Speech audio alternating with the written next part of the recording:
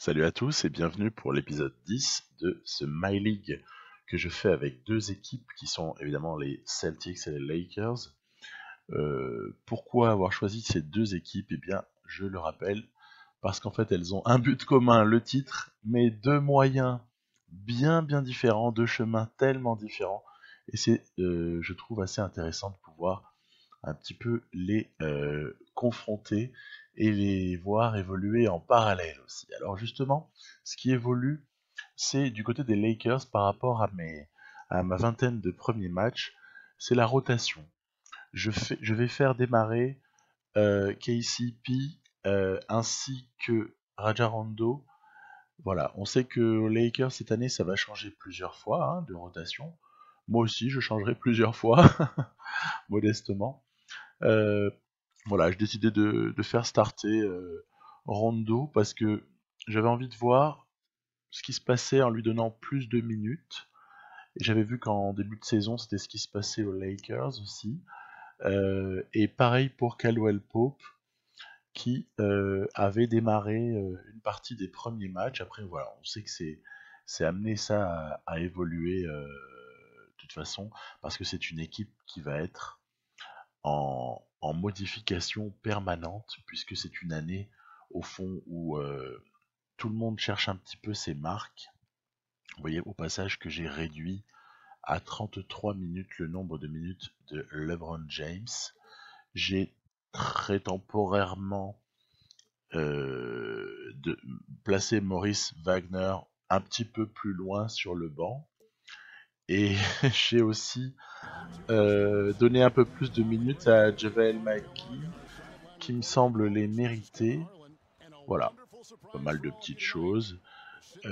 Ainsi que quelques minutes pour Bisley au poste 5 et pour Kuzma. Voilà. Parce que j'ai remarqué en fait que les Lakers, en ce début d'année, quand ils jouaient entre guillemets small ball, bah, c'était bien souvent avec du Kuzma et LeBron James entre guillemets en 4 et 5, même si on sait qu'après dans la NBA actuelle, il peut y avoir des moments où il n'y a plus de poste attitré réellement aux joueurs. Donc ça peut être un petit peu déroutant, mais c'est comme ça.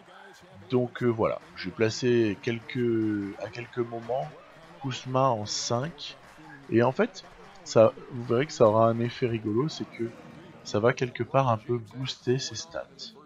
Voilà, donc premier match pour tester tout ça, c'est pas un match très difficile, hein. C'est un match contre les Orlando Magic, donc c'est vraiment l'occasion idéale pour pouvoir tester quelque chose de nouveau, mais sans en tirer trop de conclusions, étant donné que bon, il y a déjà un écart à la mi-temps, on le voit. On a été peut-être particulièrement bon en défense, une fois n'est pas coutume, pour que l'adversaire soit à 30%, c'est quand même pas mal du tout. Et puis on voit que voilà, en ce début de seconde période, ça se poursuit. Continue à avoir des stops défensifs, continue à avoir ce qu'on adore, c'est-à-dire des contre-attaques, du jeu rapide, du jeu en transition. Voilà, donc intéressant tout ça. Là encore, voilà, stop défensif, attention, ça va faire mal. Bam, voilà. On peut vraiment se faire plaisir avec ces Lakers. Bon, de manière générale, dans le jeu, vous avez beaucoup d'équipes avec lesquelles vous pouvez vous faire plaisir, hein, évidemment, hein. Mais les Lakers sont vraiment voilà, une équipe, je trouve, très intéressante, relativement fun à jouer. Il y a beaucoup de joueurs assez athlétiques. Il y a LeBron James qui fait à peu près ce qu'il veut sur le terrain, avec lequel on peut réussir des choses parfois relativement improbables. Quand on est un petit peu en difficulté, par exemple, quand il faut forcer quelque chose, il y a le joueur avec lequel on peut forcer.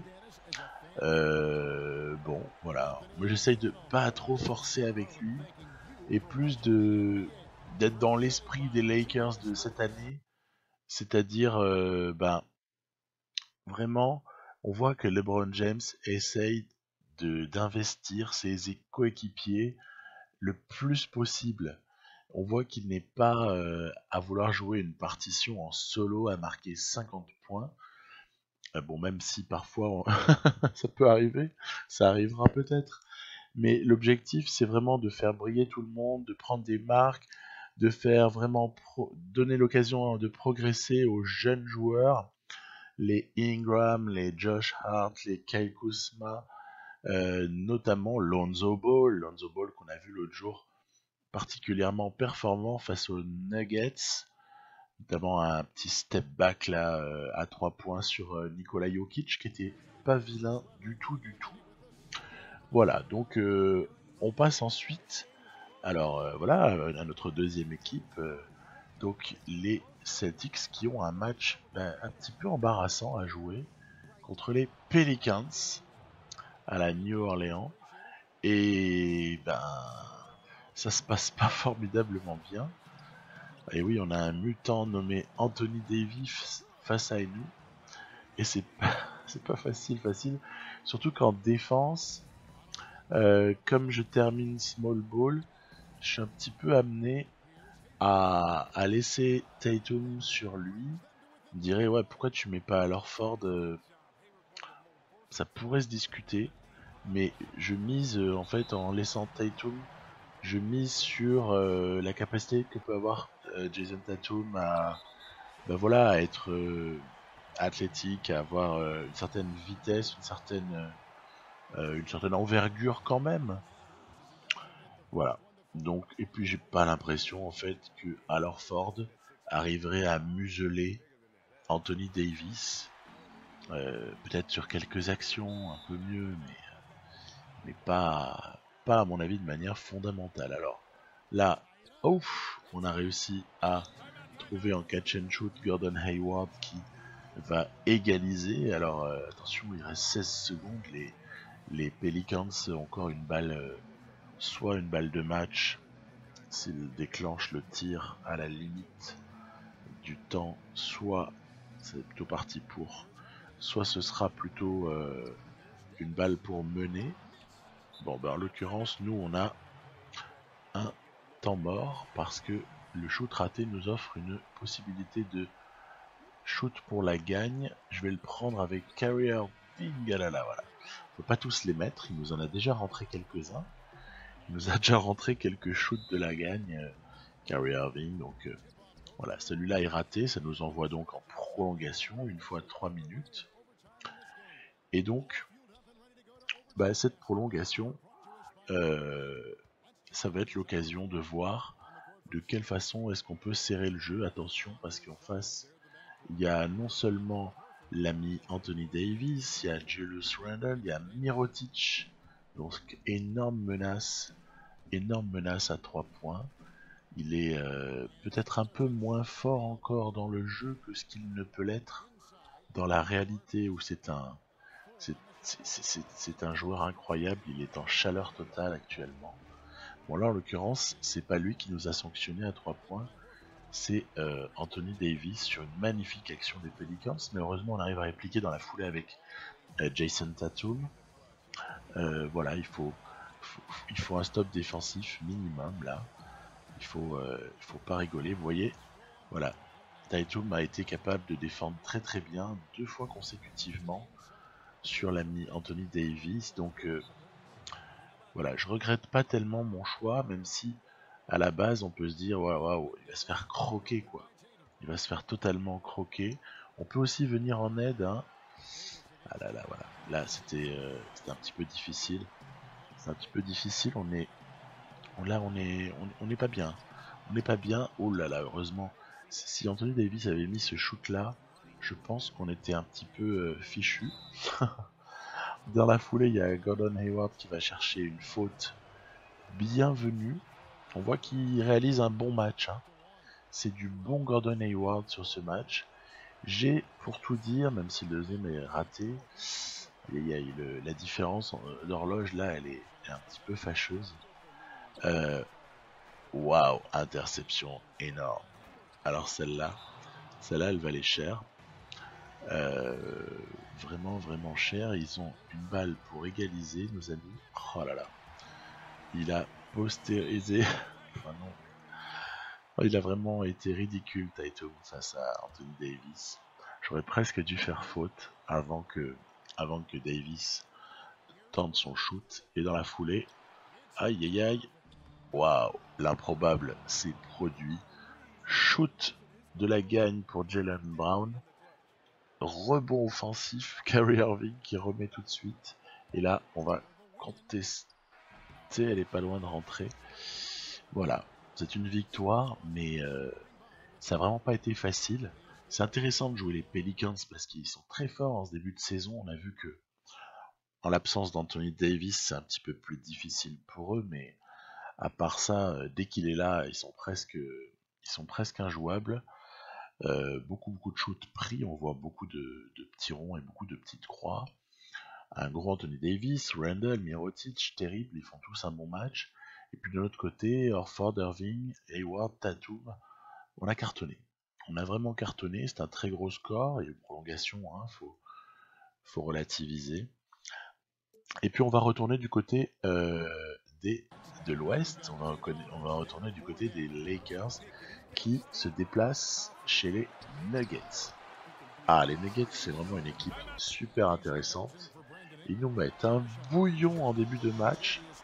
Il y a tout qui rentre d'un côté et rien qui se passe bien de l'autre. Et puis alors en plus, comble de malheur pour nous, bah, dans le jeu, Isaiah Thomas n'est pas blessé. Alors du coup, ils l'ont en backup meneur. Enfin, c'est un backup meneur qui joue quand même pas mal de minutes. Alors celui-là, le panier m'a un peu dégoûté. Le panier là, regardez-moi ça, step back. Oh non, pardon, c'est plutôt du fade away quelque part. Non, c'est entre les deux. Bref, c'était assez improbable et ça m'a fait un petit peu mal. On prend le bouillon, hein. On prend un bouillon, mais incroyable. Même Trey Lyles s'y met. Ça shoot derrière les écrans.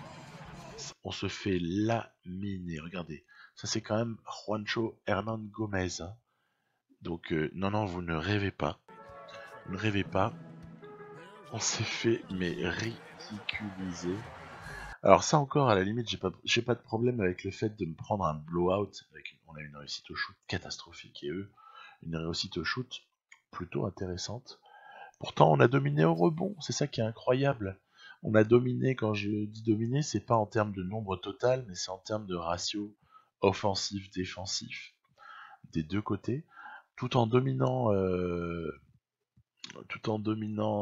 au rebond. On s'est fait laminer, donc qu'est-ce que ça aurait été? Alors on nous propose un trade, non mais qu'est-ce qui se passe là? Vous croyez qu'on va lâcher Kyle Kuzma?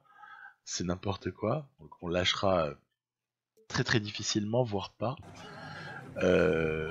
Ensuite, réception des Pacers pour essayer de se venger sur quelqu'un, parce que cette défaite était tellement affreuse qu'on peut pas vraiment rester là. Alors, on voit que ça démarre pas trop mal, on met en place nos petits systèmes, on arrive à trouver surtout un peu d'adresse, ça c'est vraiment l'élément fondamental.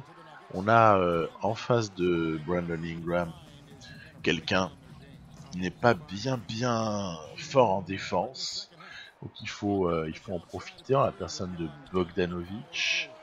C'est quelqu'un, en le jouant avec d'autres équipes également, de ci de là, je ne saurais plus dire exactement avec qui, c'est quelqu'un qu'on peut relativement cibler en défense. Bogdanovic n'est vraiment pas très bon, alors qu'à Indiana, vous avez évidemment Oladipo ou même à un degré moindre Collison qui sont pénibles en défense. Et là, regardez-moi ça, c'est énorme. C'est énorme, on a failli intercepter. À la place, on se mange un 3 points. Action difficile de LeBron James dans la foulée. Interception. Javel McGee qui ressort. Ça, c'était un panier très très important. Ce panier du plus 6 à 2 minutes de la fin. Attention. Aïe, aïe, aïe, j'ai mal suivi Miles Turner en défense. On voit qu'on est quand même souvent, là il y a un panier encore très important de KCP, on est souvent à la limite des 24, hein, parce que à vouloir dérouler des systèmes, il est parfois délicat de dérouler vos systèmes et puis du coup vous retrouvez vers la fin des 24 secondes et ben en fait débrouille-toi quoi, hein. Débrouille-toi. Donc bon, on a un LeBron James qui est homme du match, ça ne surprendra pas grand monde. Il a distillé à la fois les points et également de jolies passes décisives, il a pris des shoots difficiles. Voilà, hein, c'est bon, on a cette victoire qui nous est acquise. Donc on s'est un petit peu refait par rapport à cette défaite absolument affligeante du côté de Denver. J'ai rarement pris des blowouts pareils à ce jeu. Et puis voilà, donc les stats sont ce qu'elles sont. Pour une fois, là encore, on a relativement dominé au rebond, encore une fois en termes de ratio offensif-défensif. Voilà, on a un LeBron James peut-être un petit peu moins performant sur les stats. Et ça, vous savez à quoi c'est dû? C'est dû à son replacement au poste 3 bien plus souvent et 4, puisque j'ai donné plus de minutes au poste 5 à Kuzma et même un peu à Beasley et à Maggie évidemment. Donc voilà, mais quelque part, c'est un peu plus logique. LeBron il joue pas poste 5 non plus, quoi. Faut pas abuser, même si en small ball par séquence c'est envisageable. Et là on se retrouve dans un match au scénario incroyable, c'est ce qu'on va voir tout de suite, puisque on est mené de 3 points, il nous reste très peu de temps pour espérer aller en prolongation, et Kuzma, par un shoot relativement miraculeux, nous arrache cette prolongation. C'est contre les Mavericks, le shoot désespéré de Smith Jr., qui par ailleurs fait un très gros match, il nous fait très mal, n'est pas gagnant.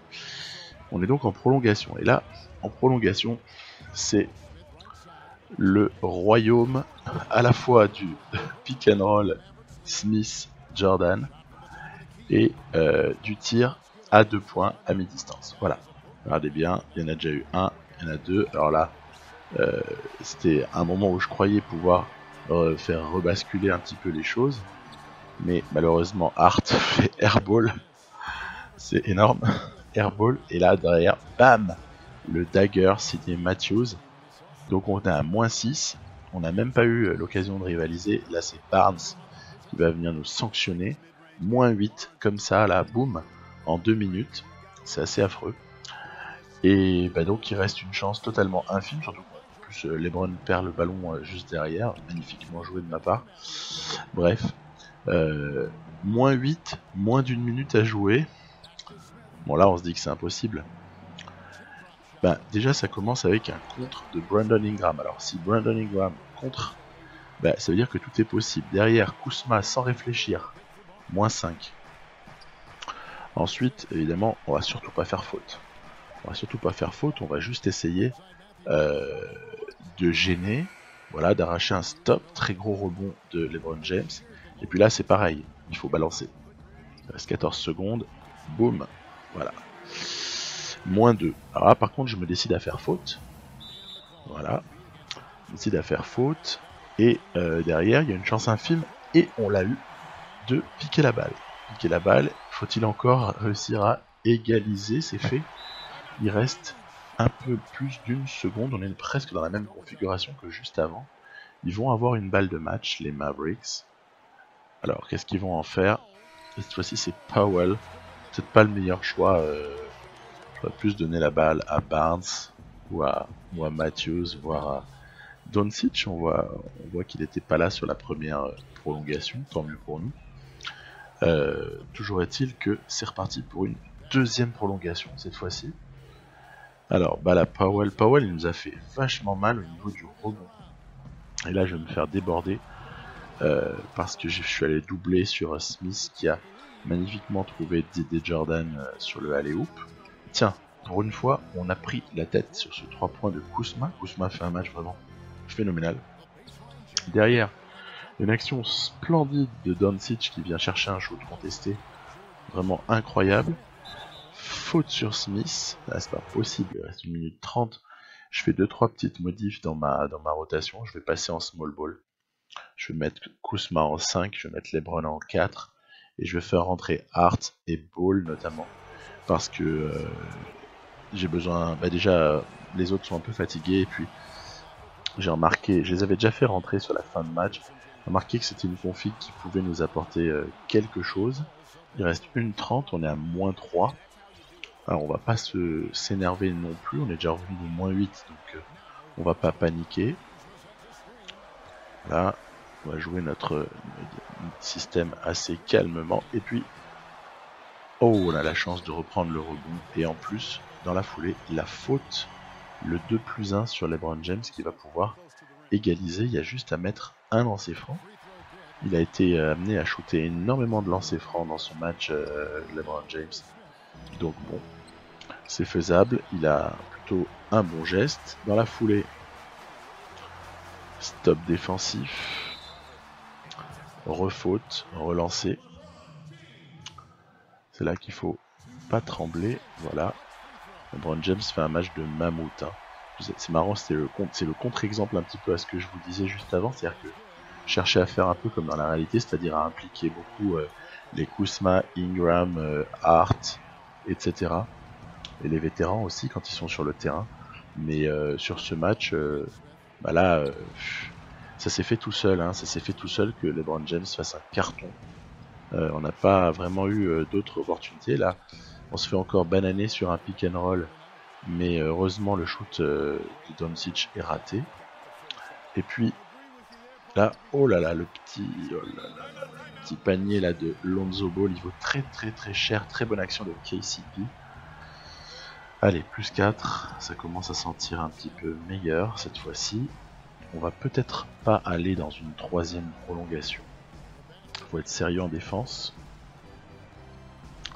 Attention, attention. Shoot un petit peu forcé de Doncic, rebond, faute. Ouais, là ça sent très très bon. On a, pour ainsi dire, réussi à inverser le cours de ce match qui était vraiment, vraiment contre nous. On s'est fait, j'ai pas besoin de vous expliquer à quel point on s'est fait probablement manger au rebond. On s'est fait avoir aussi avec beaucoup d'insolence par des 2 points longs, par des petits pull-ups également, par des sorties de pick and roll. Bref, ça a été vraiment une migraine totale pour celui qui tenait la manette. Ça a été vraiment délicat. Et puis voilà, on voit le bout du tunnel. On a donc ce match quasiment en poche. Voilà, il faut juste accompagner la fin. Voilà, c'est terminé. Alors, c'est pas mal parce que cette équipe des Lakers, par moment, quand je vois certaines fins de match un petit peu folles de ce début de saison, et quand je vois certaines fins de match que j'ai avec eux là en jouant dans NBA 2K, honnêtement, je trouve que il y a une certaine ressemblance. Cette équipe est un petit peu folle. Elle est capable d'enflammer des matchs par moment. Elle est capable aussi d'être ridicule à d'autres moments. On voit qu'en prolongation, on a été plutôt adroit. En face, ils l'ont moins été, notamment ce 4/13 à 3 points qui leur a fait un petit peu mal. Puis voilà, une shooting chart assez logique, un score qui est celui d'un match finalement après prolongation, rien de bien révoltant. LeBron James qui tape un triple-double à 58 points, voilà. On va pas non plus en faire 100 ans là-dessus parce que j'aime pas tellement parfois les stats extrapolées qui ont tendance à trop gonfler les choses. Et puis, pour conclure cet épisode, on va aller du côté des Celtics qui étaient opposés, c'est un petit peu plus calme comme opposition, aux Cleveland Cavaliers. Alors on voit qu'ils ont un bilan à 8-12 en cette fin novembre, les Cavs. Ils ont un apport qui est intéressant par rapport à leur équipe dans la réalité, c'est Joey Johnson, le vétéran, qui dans le jeu évidemment est free agent et donc sur lequel se sont jetés les Cavs. Il y a comme ça des free agents qui signent un petit peu par-ci, par-là dans les parties.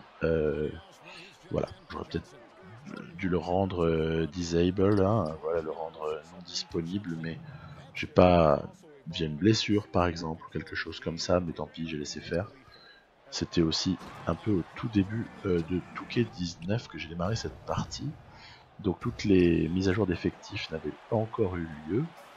C'est pas grave, les principales je les ferai, et puis c'est l'avantage du My League, hein, c'est que vous pouvez remettre à jour pas mal de choses, puisque vous pouvez prendre le contrôle des autres équipes.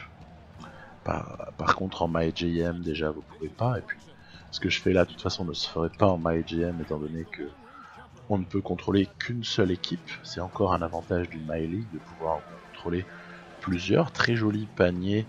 Il y a des séries de chaleur là du côté des Cavs qui sont intéressantes. Ils sont bien meilleurs que ce qu'on a vu depuis le début d'année où ils sont relativement en difficulté.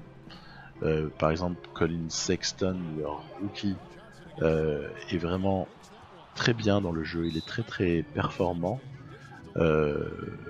Love n'est pas blessé, alors qu'il vient de se blesser, ce qui va certainement pas arranger les choses.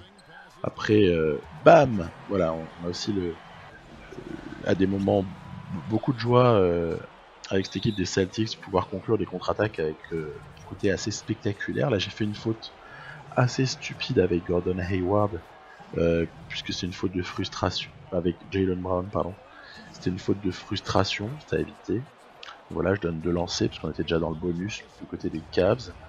Et puis voilà, derrière quand même, on va tomber non pas dans le fall game parce que j'ai réussi à faire vite une passe pour décaler Tatum tout seul en contre-attaque.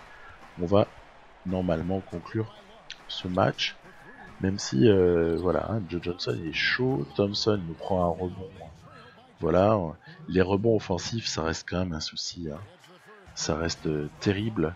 La manière dont on se fait souvent arracher des rebonds, je sais pas si ça vous arrive, je veux bien que vous me disiez ça dans les commentaires, que je sache si c'est lié à ma manière de jouer, ou si c'est un truc qui est assez, on va dire, structurel dans Touquet. En tout cas, voilà, même scénario, shoot raté, contre-attaque, bam, c'est terminé. On plie et on a gagné ce match avec un pourcentage à 3 points relativement calamiteux à 27%. J'ai un peu moins shooté que dans d'autres matchs à 3 points. J'ai plus cherché à placer des systèmes à 2 points, en tout cas à varier un petit peu plus. Et des fois où j'avais un peu usé et abusé du 3 points. Bref, tout ça continue à évoluer. La suite bientôt. On est à plus d'une vingtaine de matchs joués pour chacune des deux équipes qui sont chacune en très très bonne position dans leur conférence. Je vous dis à très très bientôt. Bye bye.